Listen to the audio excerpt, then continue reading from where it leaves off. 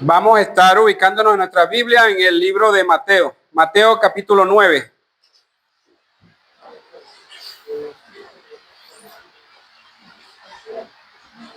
Mateo capítulo 9 para que nos estemos ubicando y comencemos.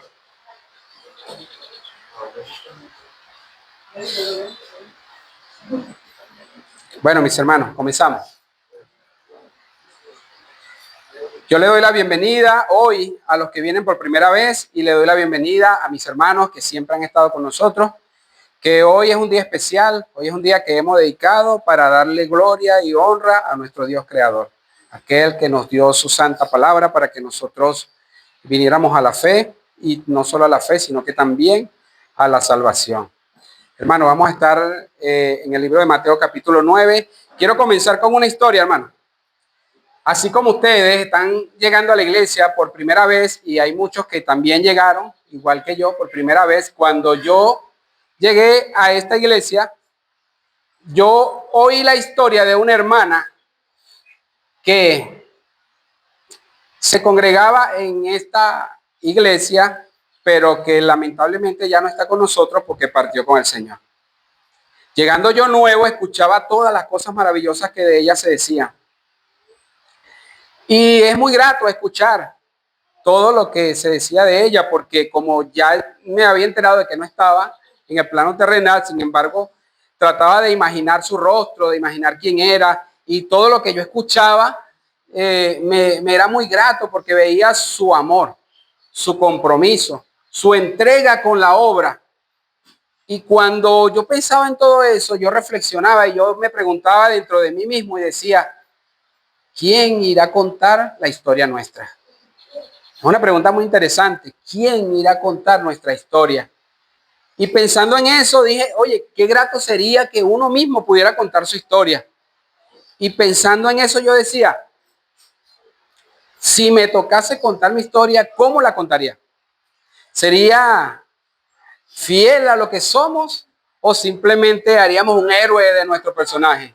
¿Cómo trataríamos ese relato, ese cuento, esa historia? Sin embargo,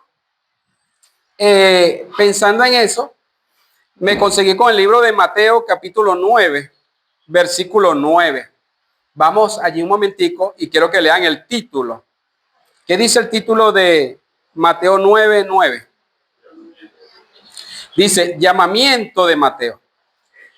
Entonces yo me pregunto, ¿en qué libro estamos? En Mateo. ¿Quién escribió Mateo? Mateo. ¿Y quién escribió este versículo que vamos a leer a continuación? Mateo. Dice de la siguiente manera, pasando Jesús de allí, vio a un hombre llamado Mateo, que estaba sentado en el banco de los tributos públicos y le dijo, sígueme. Y se levantó y le siguió. Si yo digo, Mateo está contando esta historia, pero no sé si lo notaron, que él está diciendo que Jesús vio a un hombre llamado Mateo, que Jesús le llamó y le siguió. Fíjense que él está hablando de sí como en tercera persona. Y ya vamos a ver por qué. Vamos a orar, hermano, para que comencemos y que sea el Señor dirigiéndonos. Señor de la gloria, te pido que nos acompañes hoy, Señor, en esta enseñanza para que seas tú, Señor, acomodando mis palabras, Señor, y guiándome a través de tu Santo Espíritu para que lo que mis hermanos puedan oír, Señor, no sea solo enseñanza de hombres, sino que venga, Señor, respaldada por tu gracia, por tu amor y tu misericordia, y nos guíes a tu verdad, Señor. Es nuestra confianza, Señor. Ayúdame en mis debilidades, Señor, y permite que la iglesia pueda ser edificada con esta enseñanza. Te damos gracias en el glorioso nombre de Jesús. Amén.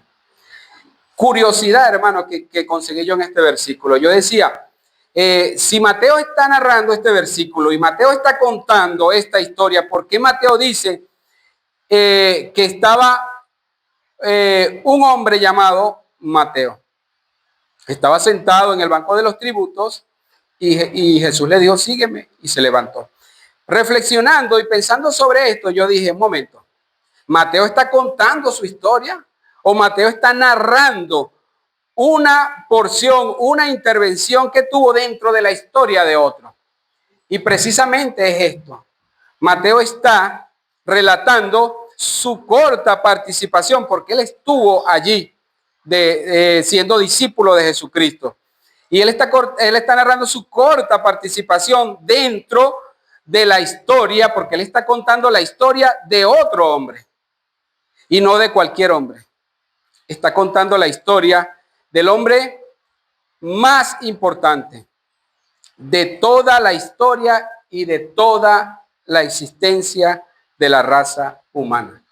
Por eso les digo que podemos ver en el versículo 9:1 cuando él dice, pasando Jesús de allí, vemos que el autor principal del cual él está refiriéndose a esta historia es la historia de nuestro Señor Jesucristo. Y él habla de sí mismo en tercera persona para no robarle ningún protagonismo, ninguna relevancia, porque lo más importante de esta historia es el Señor Jesucristo. Y les voy a decir por qué. ¿Por qué él es el más importante en esta historia? Y porque está contando esta historia. Mis hermanos, vemos que el Nuevo Testamento comienza en 4 hermosos evangelios. Tenemos el evangelio de Mateo, Marcos, Lucas y Juan. 4 evangelios tenemos en el Nuevo Testamento. Y el que nos da la bienvenida al Nuevo Testamento es el evangelio de Mateo. No porque se escribió primero, pero tiene la significación de que él estuvo de primero porque tiene una conexión directa con el Antiguo Testamento. El Antiguo Testamento y el Nuevo Testamento están relacionados entre sí. Yo no sé si ustedes cuando empezaron a leer la Biblia, lo que han leído más, si empezaron por el Nuevo Testamento o empezaron por el Antiguo Testamento.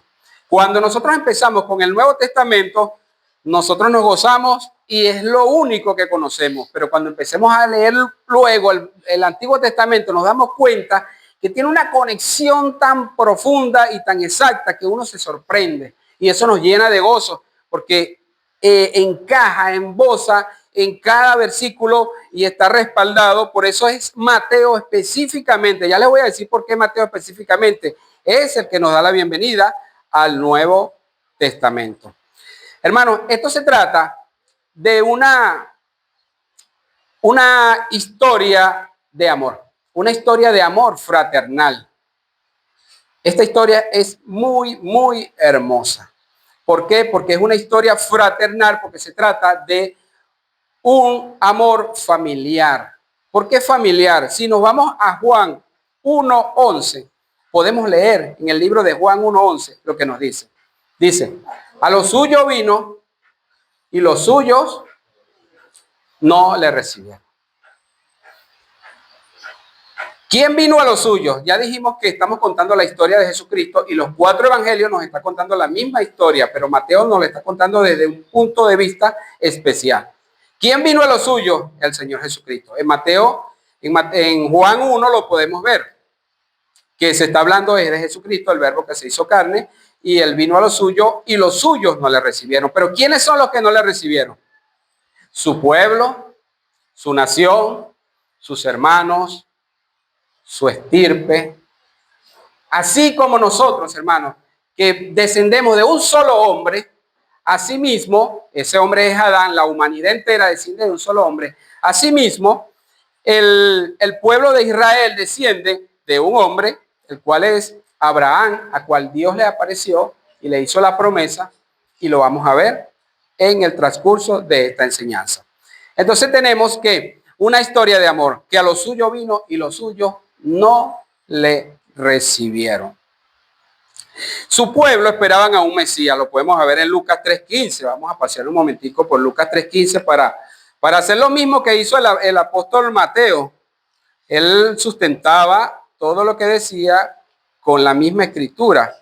Entonces, si buscamos Lucas 3:15, nos vamos a poder dar cuenta que el pueblo, lo suyo, lo que no le recibieron, esperaban a un Mesías. Aquí, Mateo. Lucas 3:15 dice. Dice, como el pueblo estaba en expectativa, preguntándose todos en su corazón si acaso Juan sería el Cristo. ¿A quién se está refiriendo? A que el pueblo tenía una gran expectativa porque ya el pueblo estaba esperando al Cristo. Saben que el Cristo es el mismo Mesías y el Mesías significa ungido. Había una promesa de que vendría el Mesías y ya vino y estuvo dentro de ellos, pero su pueblo no le recibió. Por eso los suyos no le recibieron. Ellos esperaban al Mesías. Hay más versículos, Lucas 2:38. Juan 1:41, podemos justificar que este pueblo estaba esperando al Mesías, pero no le recibieron. Entonces, ¿qué pasa con este pueblo que no recibió al Mesías, a Cristo como el Mesías?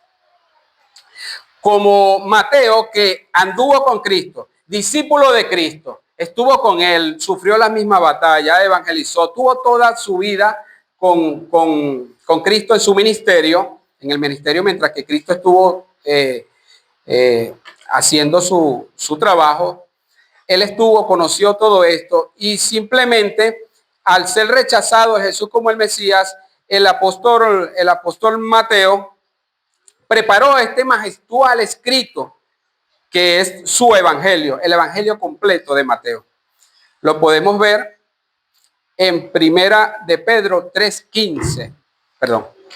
Primera de Pedro 3:15. Vamos a... Ya va.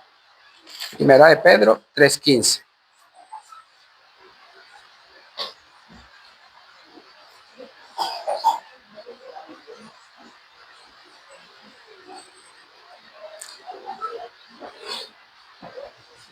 Dice así, Primera de Pedro 3:15 dice, si no, santificad a Dios el Señor en vuestro corazón y está siempre preparados para presentar defensa con mansedumbre y reverencia ante todo o que demande razón de la esperanza que hay en vosotros. ¿Qué quiero decir yo con esto? Puesto que vino el Mesías, predicó su evangelio, fue crucificado, resucitó, habitó entre los hombres y su pueblo todavía no le había recibido. Por tanto, Mateo, sabiendo todas estas cosas y estando presto para presentar defensa a todo lo que demanda razón de nuestra fe, él preparó este magistral escrito y los trajo a su pueblo. Esto era primeramente para su pueblo. Nosotros lo tenemos hoy en día para nosotros y disfrutamos también de él. Pero primeramente este evangelio fue escrito para su pueblo, para Israel, para sus hermanos. ¿Cómo empezó? Empezó contando la historia de Jesucristo en el capítulo 1. ¿Por qué sé que está contando la historia de Jesucristo? Porque el mismo capítulo nos empieza a decir, desde el capítulo 1 en adelante, lo que empieza a tratar es de Jesucristo. Volvemos otra vez, Mateo no está contando su historia, está contando la historia de el Señor Jesucristo. Comienza el libro de Mateo con el siguiente título, capítulo 1, versículo 1. El título dice, genealogía de Jesucristo. El versículo 1 dice, libro de la genealogía de Jesucristo, hijo de David, hijo de Abraham. Versículo sencillo, versículo cómodo. Sin embargo, hermanos, cuando nosotros nos dirigimos una carta, cuando nosotros nos dirigimos un mensaje, entre nosotros lo hacemos de una manera informal, una manera amena, familiar, pero cuando nosotros nos dirigimos con un mensaje a una persona importante, nosotros tenemos que tratar con el lenguaje en que ellos dominan esa misma historia. Entonces, ¿a quién le está escribiendo Mateo? Mateo le está escribiendo a un pueblo que tenía las promesas, conocía sus raíces, de dónde venían, conocía ampliamente todo lo que se le había prometido a su pueblo. Sin embargo, este pueblo había rechazado al Mesías. Mateo prepara este libro de tal manera y tan perfecta que empieza primeramente confrontándolos. Esto que digo me pega a mí también porque yo trato de ser muy suave al momento de comunicar un mensaje, de hablar, de expresarme. Sin embargo, veo cómo Mateo empieza confrontando a sus mismos hermanos, a su nación, a cada uno de ellos. Empieza diciendo, libro de la genealogía de Jesucristo, hijo de David, hijo de Abraham. ¿Por qué los desafía? Por lo que está utilizando. Yo quiero hacerle una pregunta a ustedes. Quiero hacerle una pregunta. Vamos a ver qué le pregunto. Yo les voy a preguntar por un nombre y ustedes me van a decir primero que le venga a su mente. Puede ser de los que estamos aquí o puede ser de alguien importante. Ustedes me van a decir primero que esté en su mente. Hermano Anthony, dígame un nombre que le venga a la mente. Sí, cualquier nombre. Cualquiera. Anthony. Carlos, ok. Hermano Jordan, un nombre. Ricardo. Hermana Lorena, ¿no? David. Hermana, un nombre. Oscar. Hermana Emily, un nombre. Alexander. Ok. Escucharon todos los nombres, ¿no? Carlos, David, Alexander, Oscar, Ricardo. ¿Cuál de esos nombres a usted le parece más familiar, más relevante? Carlos, ¿verdad? ¿Y a qué? David. Ok. Carlos, ¿hacia dónde te llevó el nombre de Carlos? ¿Un conocido, un familiar? Giancarlos, ok. ¿Y David, hacia dónde lo llevó usted? A un amigo, David. Excelente. ¿Qué quiero hacer con esto? Quiero decir que depende de la audiencia, los nombres tienen una importancia, pero depende de la audiencia. David, para mí, cuando ella dijo David, me fui al rey David.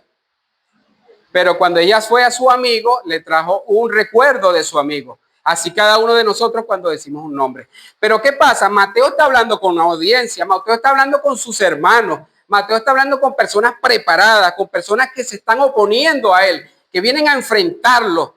Y Mateo llega y los confronta de tal manera diciendo, ¿cuál es el primer nombre relevante que utiliza Mateo aquí en el versículo 1? Dice, libro de la genealogía de Jesucristo. ¿Cuál es el primer nombre? Jesucristo. ¿Cuál es el segundo nombre que utiliza? Hijo de David. ¿Qué relevancia tiene ese nombre para ellos? Importantísimo, porque lo que le viene a la mente, ¿qué es? El rey David. Y luego dice otro, hijo de Abraham. Imagínense eso. ¿Qué les viene a la mente a sus hermanos, a su nación, a su pueblo? A Abraham. Es como que nosotros dijéramos aquí en Venezuela, Simón Bolívar. ¿Qué nombre? De repente decimos Simón, no pasa nada, pero decimos Simón Bolívar. ¿Qué relevancia o qué importancia tiene para nosotros ese nombre aquí en Venezuela? Significa algo para nosotros, ¿verdad? En cuanto a la educación, si nosotros decimos Andrés Bello, ¿qué nos trae a la mente eso? Es algo fuerte, ¿verdad? Asimismo, esta nación, cuando llega Mateo y les dice que Cristo es hijo de David y hijo de Abraham, es capaz que rompieran sus vestiduras y dijeran, ¿qué estás diciendo? Porque ellos lo rechazaron, ellos no lo aceptaron. Y le dicen, ¿qué estás diciendo? ¿Cómo se te ocurre? Acuérdense que esta carta, este evangelio está escrito para ellos, directamente para ellos. Mateo no está hablando con otra persona, sino es una carta de amor fraternal hacia su pueblo. Me imagino ellos tratando de romper su vestidura, escuchando estas palabras difíciles de oír. A nosotros también nos ha tocado, a veces hemos oído mensajes que son duros a nuestros oídos porque ya conociendo la palabra nos cuesta aceptarlo. Sin embargo, vemos que Mateo está en la verdad y predicando la verdad, y estuvo al lado de la verdad, caminó con la verdad y trae luz a sus ojos. Él está predicando un evangelio de amor, está tratando de salvar a su pueblo, a sus hermanos. No rechacen al Mesías, ya llegó, no lo rechacen, pero ellos se resisten totalmente. Entonces, enfrentándolo, capítulo 1, versículo 1, luego de decir estos dos nombres, vamos al versículo número 2. Entonces, ¿qué dice Mateo? Mateo le dice, Abraham engendró a Isaac. Niéguenme esto, pues. ¿Ustedes creen que ellos podían negar eso? No. Ellos dicen, se los voy a demostrar que Jesús es hijo de David y es hijo de Abraham. Es hijo de Abraham. Entonces dice, empieza por Abraham. Abraham engendró a Isaac. Isaac engendró a Jacob. Niéguenme esto, pues. No lo pueden negar, es una verdad. Y dice, y Jacob a Judá y a sus hermanos. Desde allí en adelante, Mateo está entregando una cantidad de información verificable. Si ellos están confrontando a Mateo, dice, bueno, aquí te entrego las evidencias. Verifícala, busca un perito, consúltalo con un rabino, consúltalo con un escriba, verifica toda la información que te voy a dar. Y empieza a narrar.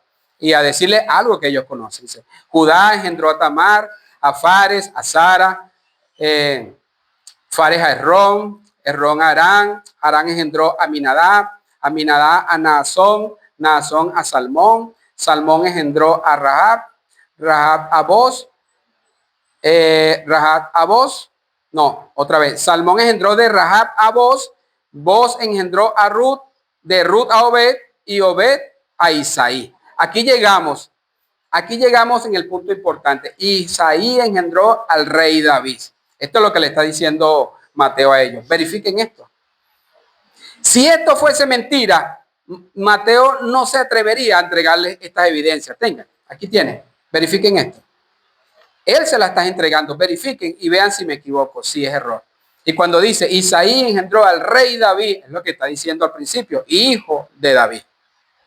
David engendró a Salomón, de lo que fue mujer de Urías. Salomón engendró a Roboam, Roboam a Abdías, Abdías a Asa, Asa engendró a Josafá, Josafá a Jorán, Jorán a Usías, Usías engendró a Jotán, Jotán a Acaz y Acaz a Ezequías. Ezequías engendró a Manasés, Manasés a Amón, Amón a Josías, Josías engendró de Jeconías y a Jeconías y a sus hermanos en el tiempo de la deportación de Babilonia. Datos comprobables, datos verificables.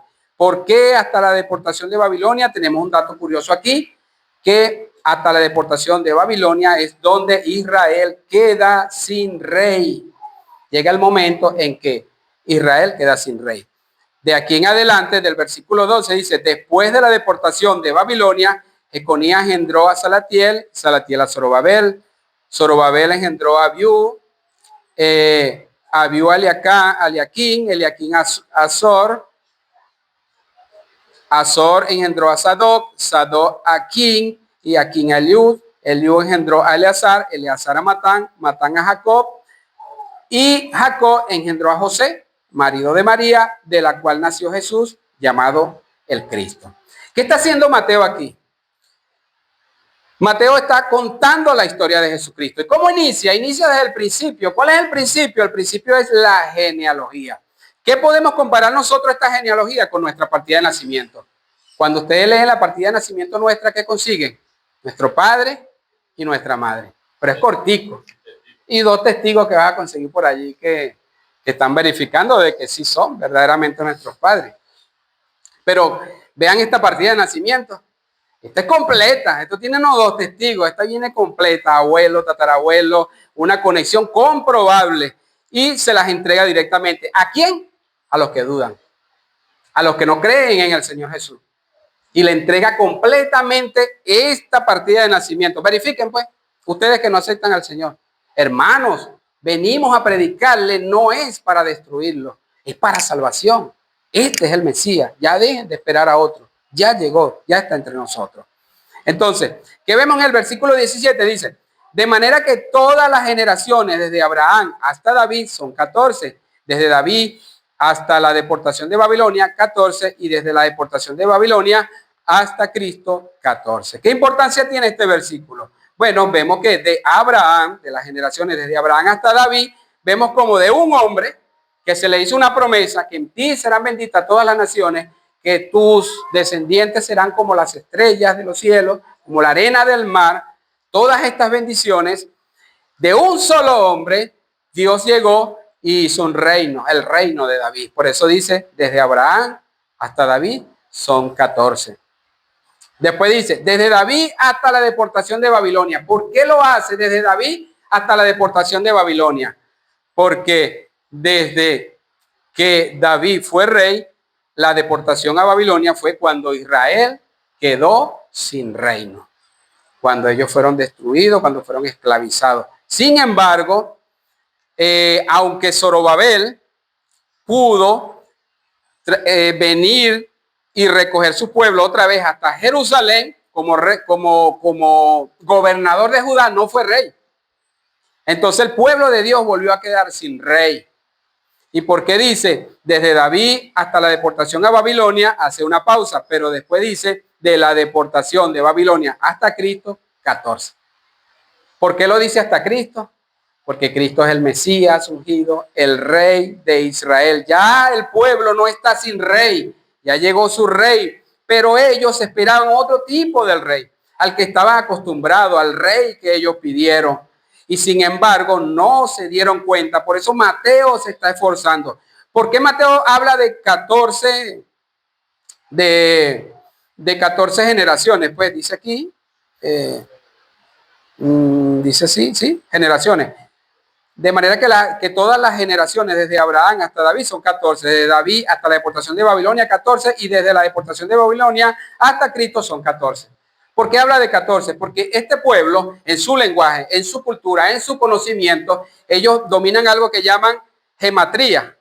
La gematría consiste en que cada palabra o cada letra tiene un número significativo. Cada uno tiene un número. Y ese número, el nombre de David, casualmente, no es casualmente porque Dios es perfecto, cuando suman las letras que componen el nombre de David, da como número 14. Entonces, en resumen, tenemos a Mateo empezando. Primero, no aceptan el Cristo, vengo a demostrarles, traigo su partida de nacimiento, verifíquenla. Primero los confronta diciendo, es hijo de David. Hace la gematría dividiendo las generaciones en grupos de 14 para que ellos puedan asociar este número 14 con el nombre de David.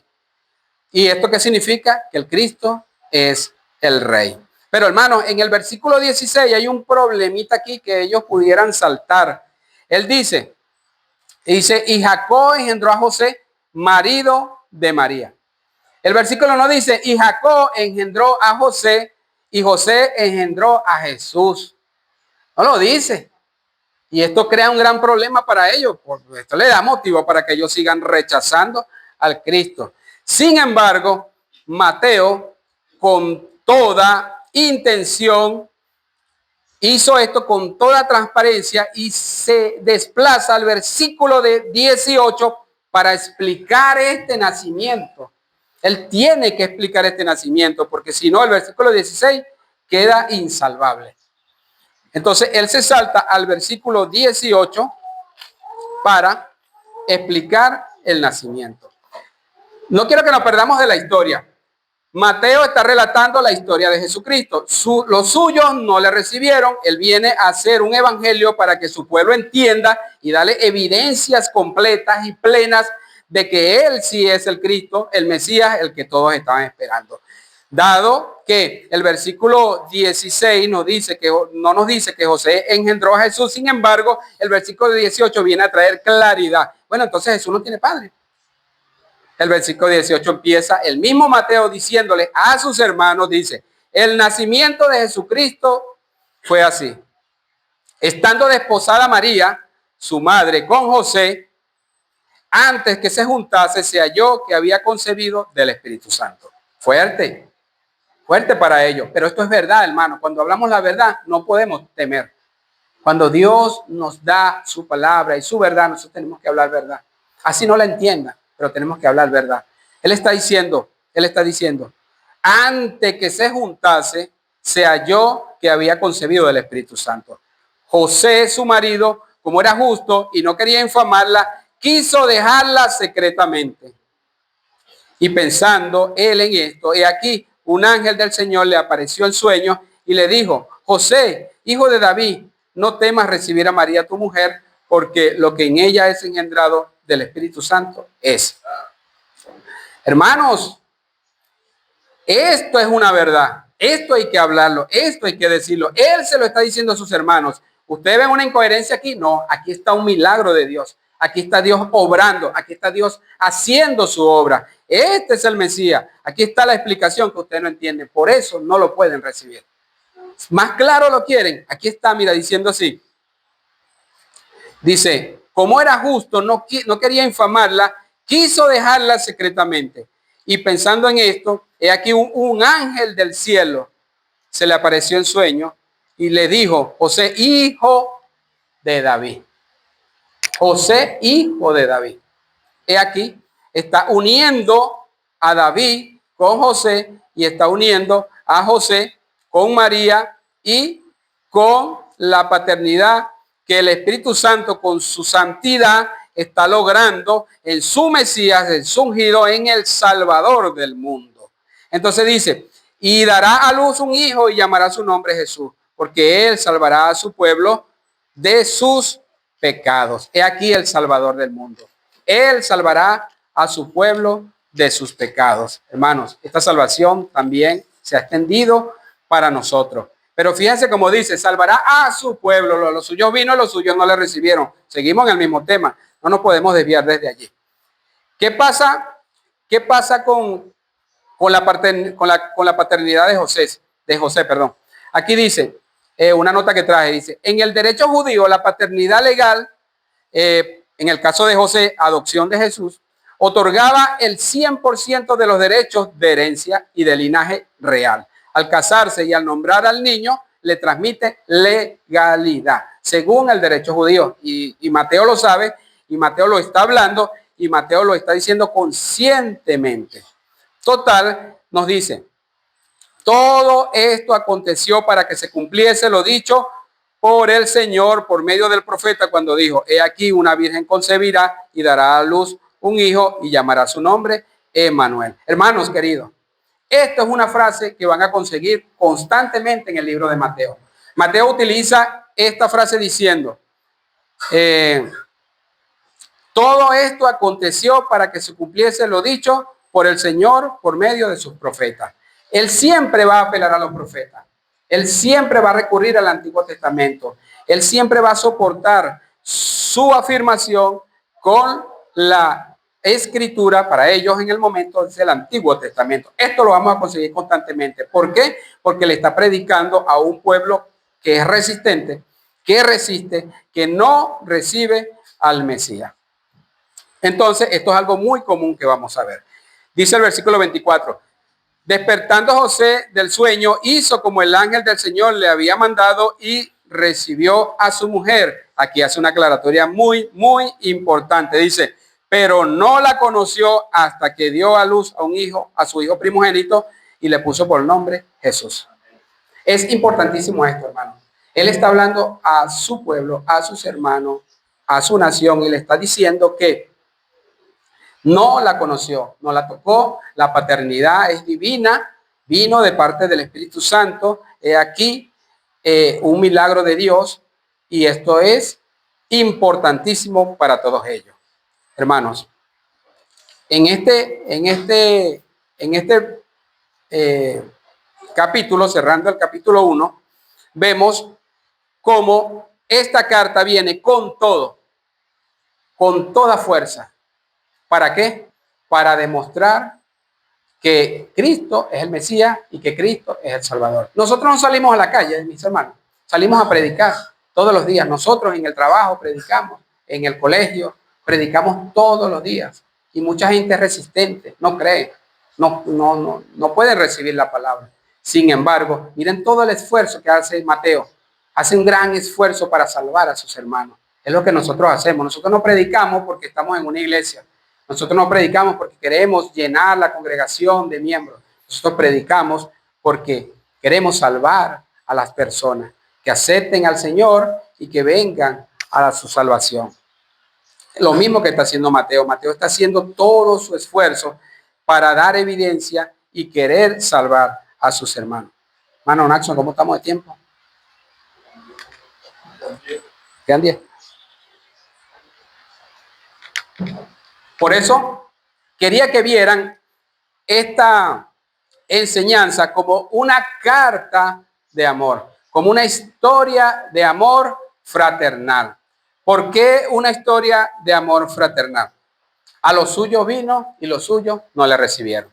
Había una promesa que se le hizo a Abraham. A Abraham se le dijo, en ti serán benditas todas las naciones de la tierra.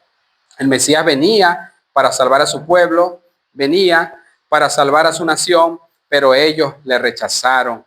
Y como dice la palabra de Dios en el libro de los Hechos, capítulo 13, vamos al libro de los Hechos. Aquí lo tenemos.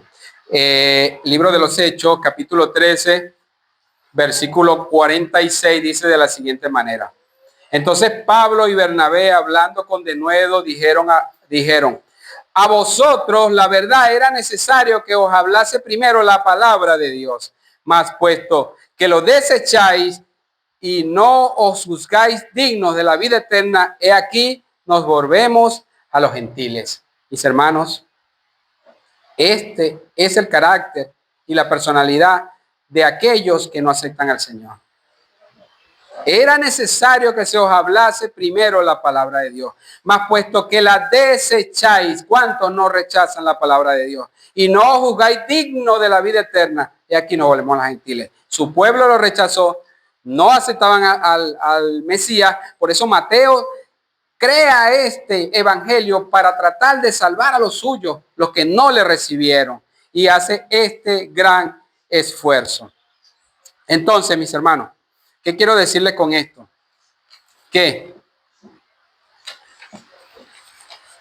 desde ahora en adelante, desde este capítulo que estamos hablando de Mateo 1, vamos a ver el Mateo 2 también, Mateo 3, Mateo 4, cómo sigue este apóstol escribiéndole a su pueblo de tal manera, dándole todas las evidencias necesarias para que ellos vengan a la fe, para que ellos sean salvos. Así como el apóstol Pablo en el libro de Romanos también, Romanos 9, el apóstol Pablo dice en Romanos 9 diciendo,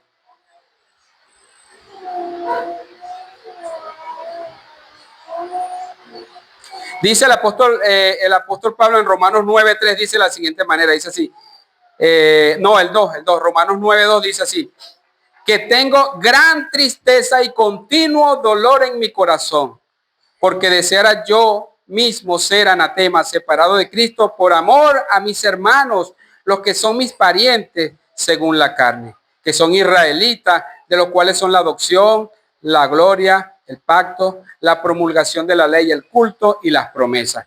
Mira lo que dice el apóstol Pablo, decía que sentía gran tristeza y continuo dolor en su corazón. Esto mismo hacía Mateo. Mateo sentía esto dentro de su corazón y preparó este evangelio para traerlos a ellos, para decirles que Cristo es el Mesías, que Cristo es el Salvador del mundo. Por eso, mis hermanos, yo inicié esta enseñanza hablándole de una historia de una hermana que perteneció a esta congregación, que ya no está con nosotros porque partió con el Señor. Sin embargo, su historia se oye todavía en los alrededores de esta iglesia como testimonio.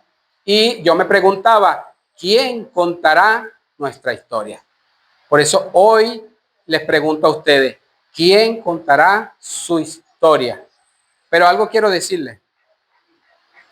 No se preocupen por quién contará su historia. Porque si sucede más adelante, puede que la cuenten los niños, puede que la cuenten los jóvenes, o puede que lo cuenten algunos hermanos, que cuenten nuestra historia cuando ya no estemos por acá. Pero, ¿qué importancia tendría la historia de un hombre? ¿Cuán importante podría ser la historia de un hombre? Más importante sería la historia de un cristiano. Porque, como dice la palabra de Dios, vamos a ver si consigo el versículo, dice que la gloria, dice sí, que el hombre es como la hierba del campo, que su flor se seca y se cae. Esa es la gloria del hombre. Entonces, cuando alguien cuente nuestra historia, si cuentan la historia de un hombre, ¿qué relevancia podría tener? Ayúdame con ese versículo, hermano Naxon. Creo que no, en el Nuevo Testamento. Léalo, hermano Naxon, por favor. Porque cuando sale el sol con calor abrasador, la hierba se seca, su flor se cae y perece, su hermosura apariencia. Así también se marchita el rico. O sea, no es. No, era Pedro, hermano. Primera de Pedro 1:24. Ya lo conseguí. Gracias, hermano Naxon. Dice así. Dice el 1:24, primera de Pedro 1:24, dice así. Toda carne es como hierba, y toda la gloria del hombre como la flor de la hierba. La hierba se cae y la flor, la hierba se seca y la flor se cae, mas la palabra del Señor permanece para siempre. Hermanos, si alguien cuenta nuestra historia y es la historia de un hombre, ¿qué relevancia podría tener? Porque un hombre es como la hierba y la gloria del hombre es como la flor. Cuando la hierba se seca, la flor se cae. Cuando el hombre muere, hasta allí llega su gloria.